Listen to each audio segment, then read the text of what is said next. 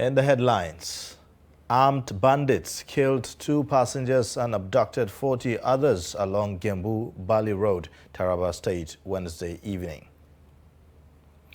As the world marks War Orphans Day, analysts call for support for insurgency orphans. And on the foreign scene, Saudi-led coalition targets Sana'a after vessel seized. Hello and welcome to Trust News Update. I am Ayuba Ilya. Thank you for joining.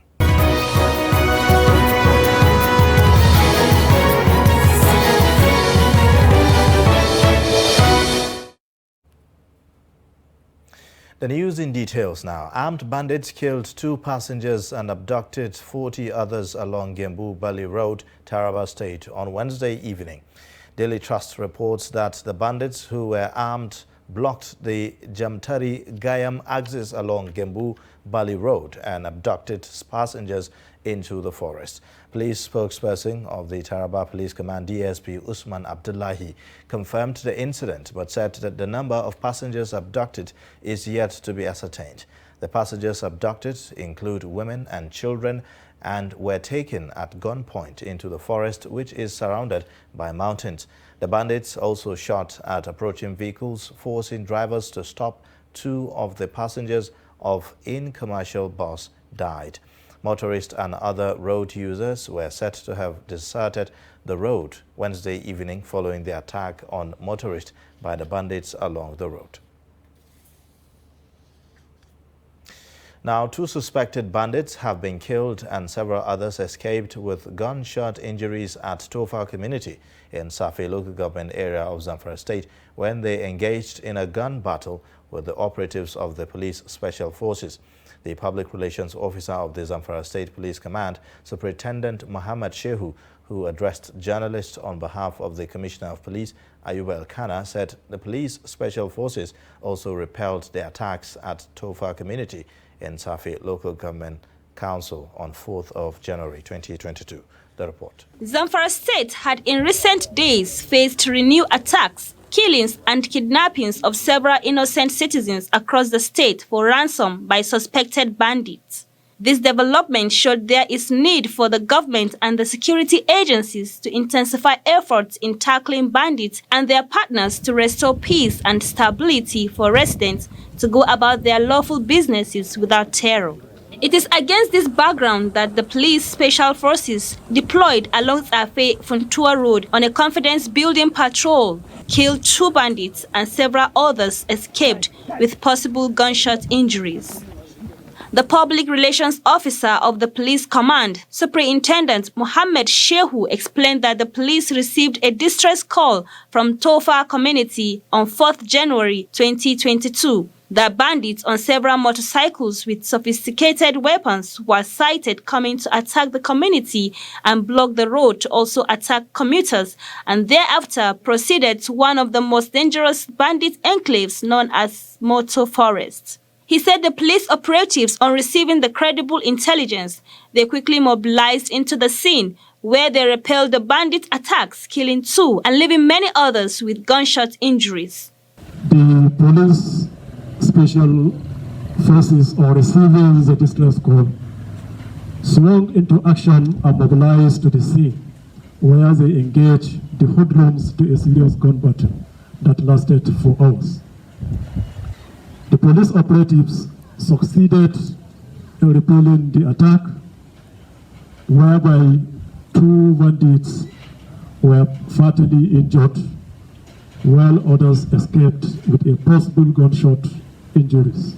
The image maker of the Zamfara State Police Command, Superintendent Muhammad Shehu, said that the police operatives recovered 1 motorcycle, 22 rounds of live ammunition and 2 techno handsets from the scene of the incident. Now, suspected political thugs have invaded a private media outfit called Thunder Blower, assaulted staff and destroyed its equipment in Gusau, the Zamfara State capital.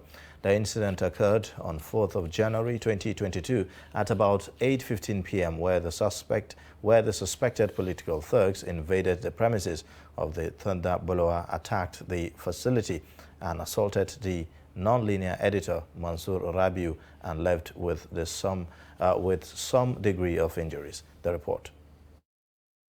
The managing editor of the media outfit, Dr. Anas Anka, while addressing journalists on the incident, called on the attention of the international community and civil society organizations to note that the present administration in Zamfara is planning to muzzle out freedom of speech and association in the state. He revealed that the media outfit had forwarded a petition to all security agencies in the state on the issue and wants them to ensure the perpetrators of the dastardly act face the full wrath of the law to serve as deterrent to others. On the 4th of January 2022 at around 8:15 p.m., one Zayano Abdullahi ADC led a team of about 9 other thugs to attack our newsroom and abducted one of our non-linear editor by name Mansour Rabiu alias SK, who sustained injury as a result of the attack. Clearly, the alleged ADC met us at the downstairs of the Fadama Plaza where the head office is warehoused on board a motorcycle attached with 2 others and armed with deadly weapons. On arrival at where we were standing, one of us called his name, and having realized that his identity was disclosed, he left where we were standing and used the other entry of the plaza to access our newsroom. On arriving at our newsroom, they met the said non-linear editor, Mansour Rabiu, and asked him the whereabouts of one of our editor of the Hausa news outlet, Abdul Balarabi. And he replied him that he has left. After a minute of dragging, they used hard stick to hit down the editor until he forcibly manipulated his way out of the newsroom. Anka alleged that the leader of the suspected political thugs was the person who was responsible for the setting ablaze part of the Nigerian Union of Journalists shops a year ago and the recent invasion of the venue of the People's Democratic Party PDP State Congress in Gusau, the Zamfara state capital, where vehicles, chairs, canopies, and other materials were destroyed. He also alleged that the brain behind the inhumane act have been moving around freely with thugs and dangerous weapons, threatening lives of citizens, and authorities have not done anything to address the situation. Details of the facilities taken away by the gang are made available in the copy of the petition sent to the State Commissioner of Police and Director of State Security Service. Dr. Anas Anka hinted that the equipment destroyed by the suspected political thugs were 8 desktop computers, carted away 3 laptop computers, video cameras, and several decoder, among others. As the world marks War Orphans Day, analysts in Maiduguri have called on government to support children orphaned by insurgency in the Borno state. According to UNICEF, about more than 9 million children in the northeast lost both parents due to terrorist activities of Boko Haram. Some analysts in Maiduguri said neglecting homeless orphans could make them vulnerable to crime if not supported with education and special attention. Their capacity, because these children are war orphans. And you know what war orphans comes along with. It comes with psychological trauma of unpleasant experiences which carries them to, if carried to adulthood, may have a significant effect on the society. So for them to play a role, we have to sit down and plan the future for them. We should have an implementation plan where the future will be certain for us to determine or to say that these children will be better in the society. And that is only if it could be done through giving them a sound education. Vulnerable and there's soft targets, because most of them are not even documented. For them to get any humanitarian aid, so they are the most vulnerable soft targets who be recruited if they see the opportunity for being recruited. The government needs to document them and make provision for adoption or foster them in a proper home where they'll be really catered for their emotional, their psychosocial, and their physical health should be looked into. More humane, we should be more understanding towards people, towards children, and we should be ready to adopt and foster those orphans. Need to be a lot of sensitization and putting it into action. Sensitize, follow up, implement, evaluate it, monitor it. It cannot end just like that with the blues. Morning of Monday, we finished praying our early morning prayers. Then we had gunshot. My father call all of us to his room. We were thinking it was soldiers. Then, but few minutes later, 3 people came into our house with guns, and pushed us outside. Then they told my parents to stay and tell us to go inside. We are just about going inside. We had gunshot. When we turned up to see what happened, they had killed both of them. Then myself and my younger brother, my sister, we trekked from Bama to Kondga, that is 25 miles in one day. We saw people leaving the town in confusion. I want to be a medical doctor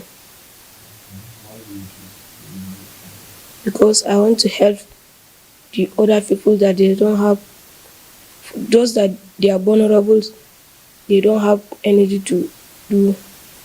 If I go to their house, if I see their parents, I'm think their parent is my parent. That's why I'm very happy. If I sit down, if I'm the only one that I sit, if I remember my parent, I'm feeling. President Muhammadu Buhari says his administration has recorded success in the fight against insecurity in the Northeast. In an exclusive interview with Channels Television, the president said since coming to power in 2015 with a mandate to reform security, economy and corruption, this has been realized within the time frame and resources available. I think you can recall that when I was campaigning, right 2015, there were 3 fundamental issues: security, economy, and fighting corruption. And for Nigerians to be fair to this administration is to try and find out from the time we won the election in 2015 to now, in the 3 promises we made: improving security, improving the economy, and trying to fight corruption. Well, securing the country in the Northeast, if you ask anybody from Borno State, from Yobe State, from Adamawa State, there were a number of local governments, about 18, that were in the hands of Boko Haram. None of any local government now is strictly in the hands of Boko Haram or ISWAP. So, in that respect, we have done something. The economy, don't forget, and I challenge so many people to go and check with the central bank or NNPC, the production from 1999 to 2014 was 2.1 million barrels a day, average production, and the average cost of $100 American per barrel. When we came, somehow the militants were unleashed in the south. Production went down to 500,000 barrels a day. And I think, as seen by some fabulous coincidence, the price again collapsed to about $37 per barrel. But look at what we did within the time frame and the resources available to us relative to the government we inherited from. In the Northwest, the same people, the same culture, stealing each other's animals, killing each other, burning villages. So I think the only language they understand, we discuss it thoroughly with the law enforcement agencies, the service chiefs, the Inspector General of Police, is to go after the terrorists. We label them terrorists and we are going to deal with them with such. And I believe if you go to those constituencies in the northwest and north central, within the last 4 weeks, there are improvements in the security. Meanwhile, bandits are now formally declared terrorists, Nigeria's federal government publishes in Official Gazette. The Official Gazette, dated 29th November 2021, proscribes activities of bandits going by the order of the Federal High Court Abuja, which ruled that activities of Yembindega groups, Yenta'ada or similar groups in Nigeria are declared to be terrorism and illegal in any part of Nigeria. The order warned that any person or group participating in any manner or from any activities involving the prosecution of the collective intention of the groups referred to will be violating the provisions of Terrorism Act 2011 and is liable for prosecution. Inspector General of Police Usman Baba has met with commandants of the various police training colleges and training schools ahead of the commencement of training for newly recruited constables into the force for the recruitment year 2020-2021. IGP Baba, during the meeting, which held at the force headquarters in Abuja, noted that the recruitment captured applicants from the 774 local government areas in the country. He also added that the exercise was in accordance to the directive of the President to recruit 10,000 police officers yearly for a period of 6 years. The exercise will commence on the 10th of January 2022. We have the mandate of Mr. President to employ 10,000 every year for the next 6 years, and we are on the third year now. So we still have the possibility of recruiting more 10,000 every year till 2025. Our recruitment reflected taking or recruiting successful candidates from all the 774 local governments of the Federation. Our intention also is to train these officers and return them back to police their states, their local governments, and their communities. Or immediately after finishing one, we intend to do the 2022, which we have already opened our portal for those interested to also apply. Retired and some serving members of the Nigeria Armed Forces throng Ministries of Finance and Defense in the Federal Capital Territory, Abuja, to protest against unpaid pension, salaries, allowances, a review of National Health Insurance Scheme, among other issues. Trust TV's Nafisa Abdul-Al reports.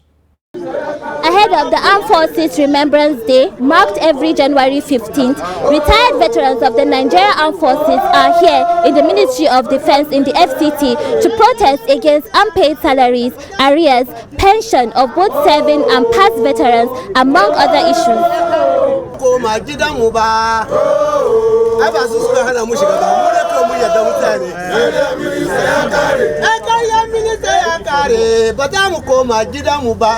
We are here because some of our demands, or let me say many of our demands, are yet to be met by the authority, and we have done everything humanly possible to ensure that we are listened to. Unfortunately, the letters we wrote to those in authority, not even an official response has been made.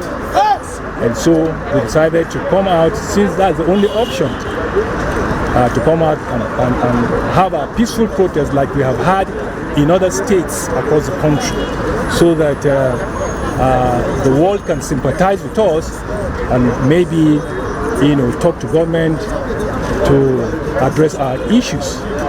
I'm here, as well as my colleagues, just to ask for what the government support have given us, me especially and my colleagues, are just a token for work well done. For example, you know yourself, not even only for military, as a civilian counterpart, so I've done theirs. At least it's an expedient, good thing for them to have been honored financially. Other demands the veterans made include a review of the wide disparity in pay and pension across the ranks of serving and retired personnel, inclusion of Nigeria Civil War veterans that were verified in 2015 into pension payroll, a review of the National Health Insurance Scheme for veterans, among other issues. This is where our tabled matters have boiling issues. Yeah, so we have demanded for a letter or to see the minister, and we insisted that if a date is fixed, it must be before 15th of January. After hours of waiting for an address from the Ministry of Defense, officials on ground at the ministry delivered a letter addressed to the protesting retired members of the Nigeria Armed Forces. This is a letter from the Ministry of Defense, and I'm going to read the content to all of you. He said, the chairman, Coalition of Concerned Veterans. Date is 5th January 2022. Invitation to a meeting with the Honorable Minister of Defense. The Honorable Minister of Defense has directed that a meeting be convened between him and the leadership, 5 officials of Coalition of Concerned Veterans. The meeting will afford the minister an opportunity to interact with the leadership and equally brief them on the progress made by the ministry on matters of veterans welfare. The meeting is scheduled as follows. Date, Friday, 7th January 2022. Time, 11 a.m. prompt. These veterans resolved to attend the closed meeting scheduled to hold with the Ministry of Defense. However, they say if their demands are not met, another protest will be staged on the 15th January, the Armed Forces Remembrance Day. Nafisa Abdel-Al, Trust TV News, Abuja. You're watching Trust News Update. Coming up, thousands get opportunity to improve eyesight. Stay with us for more details. The board and management of Media Trust Limited invites the general public to its annual Daily Trust Dialogue, themed 2023, The Politics, Economy and Insecurity. Date, 20th January 2022. Location, NAF Conference Center and Suites, Abuja. Time, 10 a.m. prompt. Chairman of the occasion, former Head of State General Abdulsalami Abubakar, GCFR. Guest Speaker, Governor of Kaduna State Malam Nasir Ahmed El-Rufai. Guest Speaker, Governor of Ebonyi State Engineer David Umahi. Guest Speaker, former Chairman Federal Inland Revenue Service Mrs. Ifueko Omoigui Okauru. Moderator, Executive Director Daria Media Nigeria Limited Kadaria Ahmed. The event will be transmitted live on Trust TV, and all participants must observe COVID-19 protocols and wear their face masks. Get latest updates on current topical issues and breaking news by downloading the Trust TV mobile app on your Android devices. Go online, click Google Play Store, search Trust TV, install the app, and get doses of unfiltered information on happenings all over the world in your pocket. Trust TV, documenting the Nigerian story.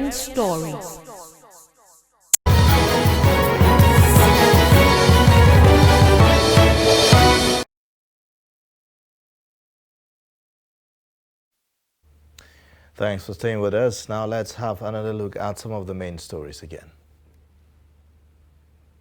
Armed bandits killed 2 passengers and abducted 40 others along Gembu Bali Road, Taraba State, Wednesday evening. Plus, as the world marks World Orphans Day, analysts in Maiduguri have called on the government to support children orphaned by insurgency in the Borno State.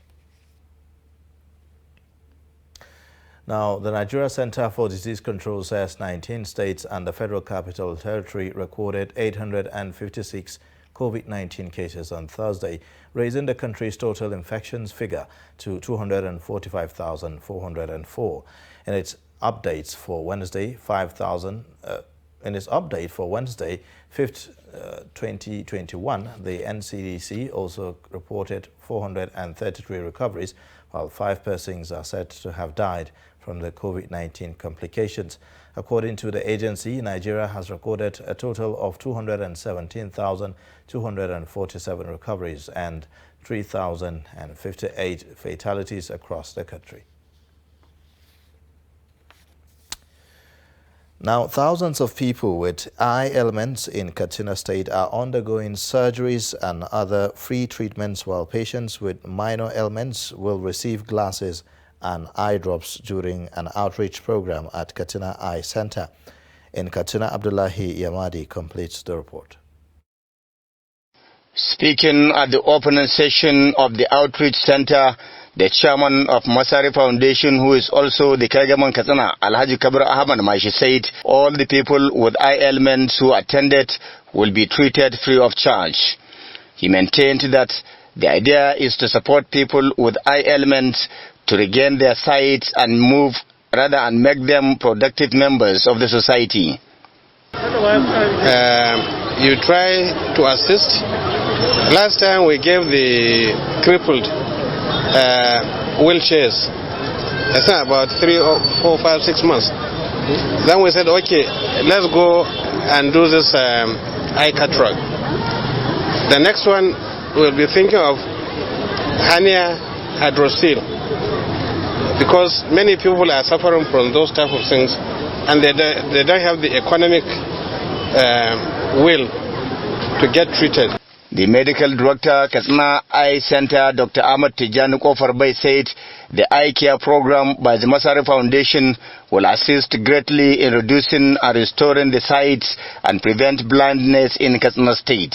The program being offered to people with eye ailments will remove the economic barrier of the people suffering from eye ailments to have access to medical care.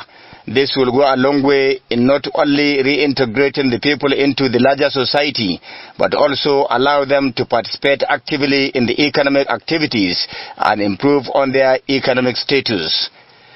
Founded by His Excellency the Executive Governor of Katsina State, Aminu Masari Youth Empowerment Foundation has deemed it important, to consider conducting eye camp. That is providing eye care to a large population of the good people of Katsina State and even beyond. A cross-section of the beneficiaries of the eye treatment said they were blind before the treatment, but they are hopeful that they will regain their sight. They thanked the foundation for the gesture and called on other well-meaning Nigerians to emulate the Masari Foundation.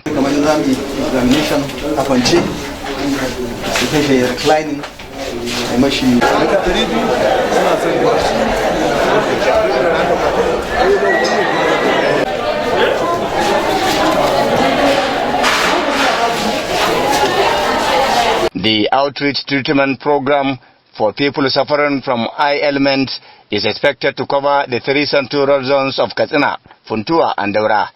The medical team is also expected to spend 7 days in each of the senatorial zones. In Katsina, Abdullahi Ismail reporting for Trust Television News. And with that, we wrap up Trust News Update. Remember, you can always catch up on our YouTube and also follow us across all social media handles. I am Iwelia. Thank you for watching.